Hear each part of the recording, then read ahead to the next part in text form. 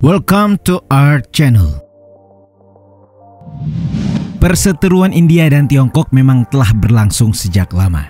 Namun, persoalan kian rumit sejak tahun 2013 ketika pemerintahan Xi Jinping memperluas ekspansi Belt and Road Initiative atau BRI-nya.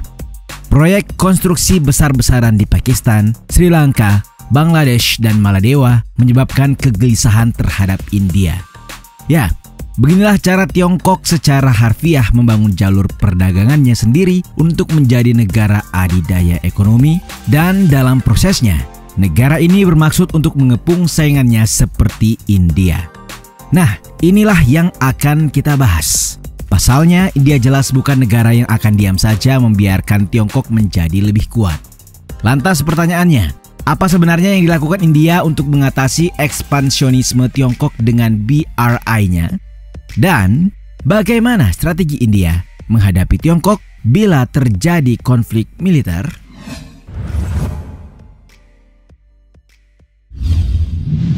Pertama-tama, sebelum memahami persoalan antara India dan Tiongkok, terdapat satu kutipan yang digagas sejarawan Alfred Thayer berkenaan dengan teori dominasi laut. Alfred bilang, "Whoever conquers the Indian Ocean will dominate the whole of Asia." Yang kira-kira artinya siapapun yang menaklukkan Samudra Hindia maka akan menguasai seluruh Asia. Dari sini jelas mengapa konflik antara India dan Tiongkok penting disimak. Mari kita coba memahami mengapa Samudra Hindia begitu penting dalam konteks geopolitik. Jika kita melihat peta dunia, kita akan melihat bahwa wilayah Samudra Hindia mencakup sedikitnya 28 negara.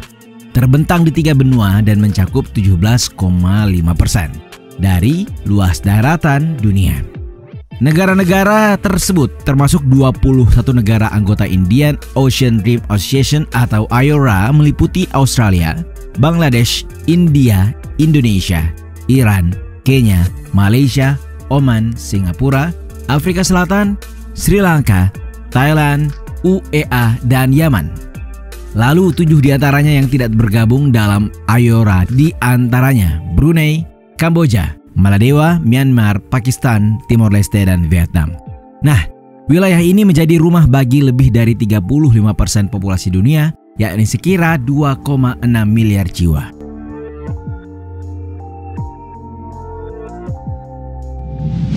Kedua, wilayah Samudra Hindia adalah salah satu kawasan paling strategis di dunia yang letaknya di persimpangan perdagangan global. Kawasan ini pertama menghubungkan ekonomi internasional di Atlantik Utara ke kawasan Asia Pasifik. Kedua, rute laut utama yang menghubungkan Timur Tengah, Afrika, dan Asia Timur dengan Eropa dan Amerika. Dan yang benar-benar mencengangkan adalah sebanyak 80% dari seluruh perdagangan minyak dunia melalui samudra ini melintas di 3 jalur sempit, yaitu Selat Hormuz, Selat Malaka, dan Selat Bab el-Mandeb. Titik-titik ini dalam dunia internasional dikenal sebagai choke points. Jika kita menekan titik-titik ini, bagian utama dari perdagangan dunia itu sendiri akan terhenti.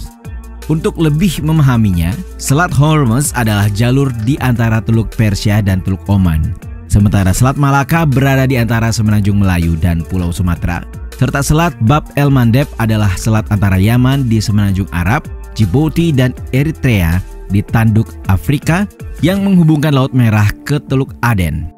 Selain 3 choke point ini, terdapat 4 lagi, yakni terusan Mozambik, terusan Swiss, Selat Sunda, dan Selat Lombok. Kabar baiknya, Tiongkok telah sangat dekat untuk menguasai semua choke point ini.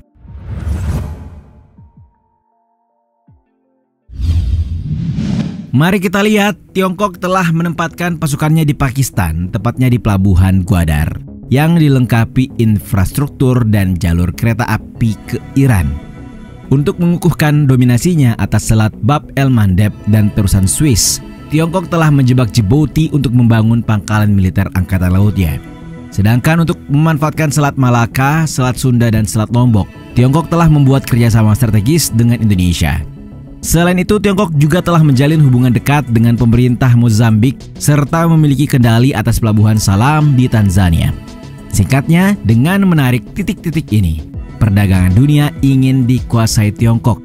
Dan di waktu bersamaan, jika suatu negara tidak memiliki kendali atas titik-titik, akan ada satu negara yang dapat memblokir perdagangan ini. Dan ya, Itulah yang barangkali direncanakan Tiongkok. Inilah serangkaian alasan mengapa Samudra Hindia merupakan wilayah yang sangat penting, terutama dalam kaitannya dengan perdagangan maritim, serta yang lebih penting bagi India karena Tiongkok. Tidak sampai di situ, selain jalur perdagangan, faktanya Samudra Hindia mengandung beberapa sumber daya paling berharga di dunia. Sebagian besar belum dieksplorasi dan konon sekitar 27,9% cadangan gas alam berada di dalamnya.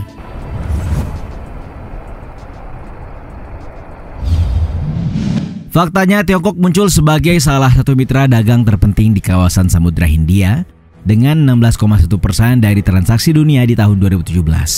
Dalam 2 dekade terakhir, negara ini telah membangun proyek infrastruktur di Sri Lanka, Myanmar, Pakistan, dan Djibouti. Lantaran seluruh wilayah tersebut masuk dalam jalur perdagangan impor minyak dan ekspor Tiongkok ke Afrika, Timur Tengah, dan Eropa. Nah, inilah yang lalu disebut teori String of Pearls. String of Pearls sendiri merupakan hipotesis geopolitik yang diajukan peneliti politik AS sejak tahun 2004, merujuk pada jaringan fasilitas dan hubungan militer serta komersial Tiongkok di sepanjang jalur komunikasi lautnya, membentang dari selatan Tiongkok hingga pelabuhan Sudan di tanduk Afrika. Sebagai sikap, apa yang dilakukan India untuk membendungnya? Alih-alih dengan terbuka mengumumkan strateginya seperti Tiongkok, negeri Pendawan ini perlahan beroperasi dalam mode sembunyi-sembunyi dengan strategi bernama The Necklace of Diamond Strategy.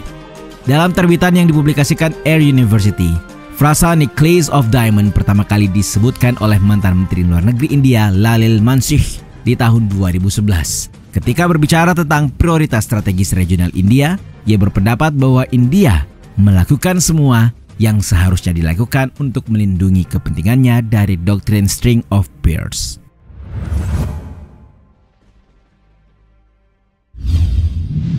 Di bawah pemerintahan Narendra Modi, India telah bergerak dengan strategi kalung berliannya yang merupakan strategi kontra pengepungan Tiongkok. India juga memperluas pangkalan lautnya dan meningkatkan hubungan dengan negara-negara yang ditempatkan secara strategis untuk melawan Tiongkok. Beberapa di antara kekuatan India. Pertama, negara ini telah membangun pangkalan angkatan lautnya di Laut Changi, Singapura sejak tahun 2018. Pangkalan ini memungkinkan militer India menghalau dominasi Tiongkok di Laut Cina Selatan. Kedua, masih di tahun yang sama, India sudah mendapat akses militer ke Pelabuhan Sabang Indonesia yang letaknya sendiri sangat strategis, yakni di pintu masuk Selat Malaka. Seperti diketahui, selat ini merupakan salah satu choke point terpenting dalam jalur maritim global. Ketiga, negara ini juga telah mendapat akses militer di Oman, tepatnya di Pelabuhan Duqm. Pelabuhan ini sendiri terletak di pesisir tenggara Oman yang memfasilitasi impor minyak mentah India dari Teluk Persia. Selain itu, fasilitas India ini berada tepat di antara 2 titik sentral Tiongkok, Djibouti di Afrika dan Gwadar di Pakistan.